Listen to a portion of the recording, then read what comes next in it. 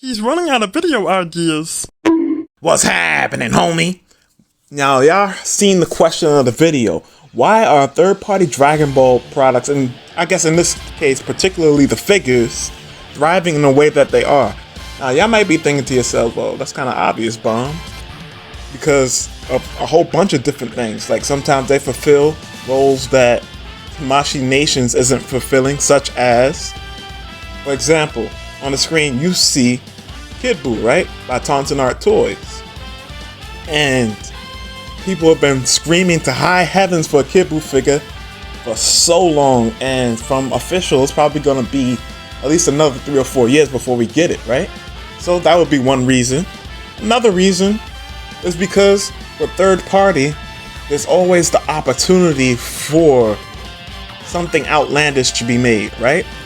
It's thanks to third party that we even have Super Saiyan 5 action figures. Whether you like the transformation or not, we wouldn't have gotten it in the first place without third party being a thing, right? Because we'll never get that from official because it's a fan fiction transformation, right? Same thing with characters like Zycor, as you see on the screen. And then another reason is simply because, well, you know, sometimes the third party will do a better job than the official did. So take, for example, the Super Saiyan God head sculpt from Taunton Art Toys versus what we have from official. Now, to be fair, the official is a old mold. If they did a Super Saiyan God head sculpt for Vegeta now, it could look probably much better. But that's a hypothetical. We don't really know how it would stack up to Taunton, for example. But I'm assuming it would at least be on par. Now, with all that being said, those are all great reasons, but that's not quite what I'm getting at, right? What I'm getting at is the fact that, alright, those are all good reasons for why third party is doing so well or thriving, but it doesn't really explain why Tamashii Nations Bandai is allowing them to thrive.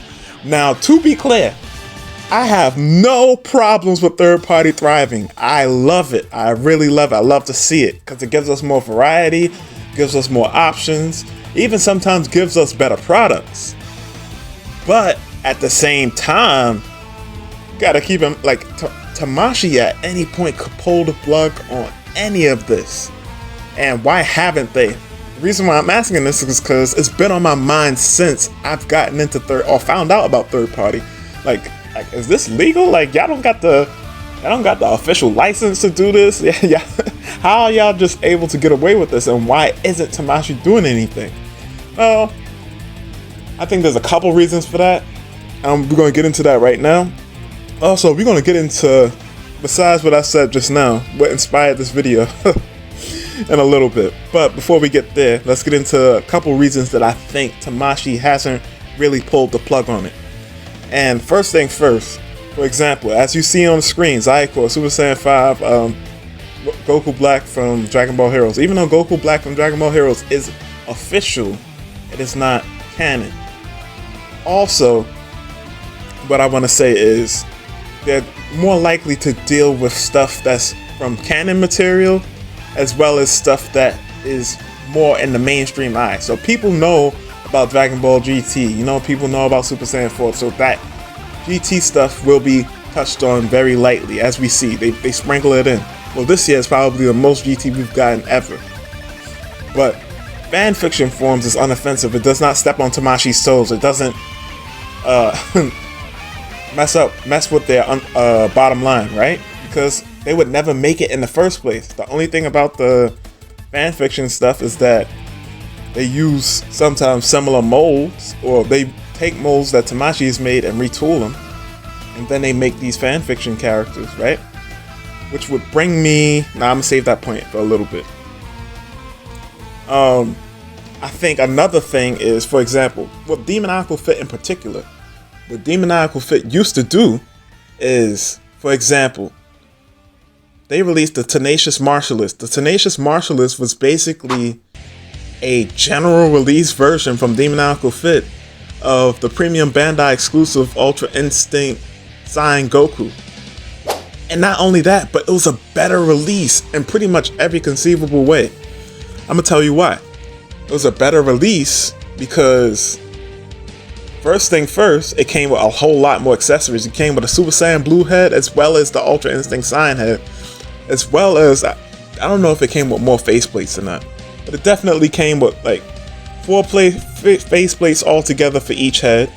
You got an action figure stand, which you hardly ever get with action figures nowadays, it feels like. And it came in at a reasonable, probably even cheaper price point than the original release. It came in at like what, $50, $55, when the original release was what, $65, $60? So you really can't beat that. Also, on top of the fact that the original was extremely hard to get because it was a premium Bandai exclusive, while Demoniacal Fit's version was easier to get. I think even the QC on it was on point. I think at most the joints might have been too tight, but that's really it. And the reason why that's unoffensive to Tamashii is because, to start off with that specific example, Ultra Instinct Saiyan, the figure was already a limited release. So once all those pre-orders were taken up on Premium Bandai, that was it. They're not making any more money after that. So anything else was like free game for Demoniacal Fit to come in and make the sales for their figures. It's not like it's a general release. They were both general releases, and now they're stepping on Tamashii's toes, and Tamashii still has to move general release units. Now, I think the biggest thing is a lack of innovation. What I mean by that is this, and also it's another point I'm going to get to as well. By lack of innovation, I mean that none of the third-party figures are doing anything completely new. And what I mean by that is this. It's not built from the ground up. The figure isn't built from the ground up. Most of these figures aren't built from the ground up, and there is a caveat to that on this screen, and that is Kid Buu, which I'm going to talk about in a bit. But none of these figures are built from the ground up, so that makes it so that they'll always be following behind whatever Tamashii does, you know? It'll always be, alright, we have to wait for Tamashii to do the new mold. We gotta wait for Tamashii to do the 4.0 mold, right? Now with Kid Buu, it's a little different, because it's twofold with Kid Buu, because Kid Buu's, one, a character that a lot of people want, that Tamashii will eventually do themselves. However, it's gonna be a little while. So in that way, it could potentially undercut Tamashii's bottom line a little bit, but not really. And two, because it's doing something completely new, that makes it more of a threat, because if a figure starts to perform what Tamashii's perceived best could be, and the reason why I say perceived best is because you never know what they have cooking up, but as far as we know, from what we have perceived best, then now that's reason for Tamashii to be like, alright, you're doing too much right now, you know? If somebody could come out with a figure, like for example, a base Goku figure, that, like, whose articulation would put everything that Tamashii did so far to shame, and the sculpt was on point and everything, and they gave it a good price point with some accessories, that will probably get taken down like in a heartbeat. They'll be on them like stank on shit. Now, with this base Goku, for example, that kind of stepped into that realm a little bit, where basically, if you notice, when this Goku dropped, like 2 of Demoniacal Fit's social medias went down. Like the Possessed Horse Instagram disappeared, and the Possessed Horse Twitter disappeared. So that was very strange, and I think that is because of this release that could step on Tamashii's toes, because Tamashii has yet to release an updated base Goku. Now, what I will say is this, as a last reason. So for example, with head sculpts and stuff, that's relatively inoffensive for them, because at the end of the day, you still need to buy Tamashii Nation's bodies or figures in order to even utilize the head sculpt. So that head sculpts will probably never really go away, in my opinion. But full figures are probably more likely to, are the more risky side of things. Now, I want to move on to the part that really had me going like, whoa. We are on Amazon.com, and look at this. Look at this. What? Look at this. You can literally buy. Okay, now I'm gonna scroll through. You can see that one volume is still available. But look at this. You can quite literally buy volumes of Dragon Ball AF by Young Gigi. Now, I love Young Gigi's work, you know? I like his art style. I like his stories. They're, simple enough. It's not anything groundbreaking or anything like that, but it's Dragon Ball. So, if it's at least has a decent, believable story, I'll mess with it. And I like his most recent stories too, with the old sayings. But either way, I digress. You can straight up buy these things off of Amazon. There's no way that, I'm shocked that it even exists on Amazon. Like, imagine being able, like a fan-made Spider-Man comic, and being able to just buy it off of Amazon. Now, to be fair, Amazon, you can get anything that you want from Amazon, but that's not crazy that nobody's brought down the hammer on this. And let's give a point of reference, right? Let's see, because like I said, you could get anything from Amazon, right? Look at this. I'm looking for there's no demoniacal fit on here, but a whole fan comic could be on here, but not the actual, not the figures. And the reason why I make such a big stink about it is because the comic is the reason why that we even get the figures in the first place. So the fact that a fan-made comic could be available to purchase from Amazon is crazy, but I'm not mad at it in a sense that it's cool. It's like cool in concept, like, wow, you could really just get this from Amazon. But at the same time, it's like, whoa, like it's crazy. Now I'm going off the top of my head with this discussion video. Usually I have a couple bullet points in front of me, but I'm going straight off the top of the dome. After showing y'all what I just showed y'all on Amazon, I guess the main takeaways are this. One, it is possible that all this stuff is just flying under the radar, even though I'm highly doubtful with all the pictures that's online where people who are posing their figures with some of these products. I highly doubt it. But two, I think some of it to a certain extent could be beneficial for example, I guess you could say the Dragon Ball company as a whole to have some of these fan comics around, because, well, just digressing with the fan comic thing, right? It's not beyond Dragon Ball to straight up just take a concept from a fan artist. It is not above Dragon Ball to do that. If they think your thing is fire, they will take it and put it into the official. I guess the most obvious example I can give you is Gohan Blanco, and then we get Gohan Beast, right? They literally made Gohan Blanco canon.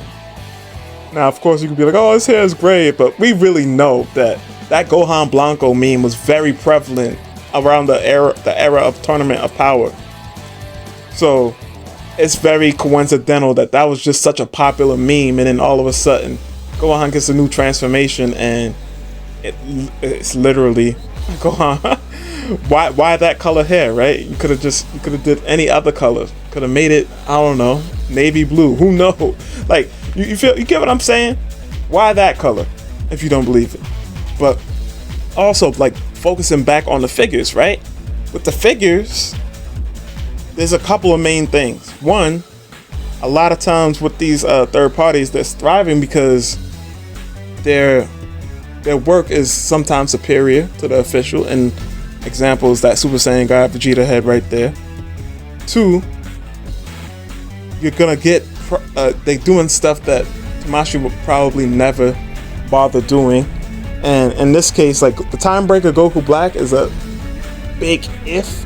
I could see it in a distant future, like once Tamashii has basically run out of like official material, and by official, not official, but canon material to make.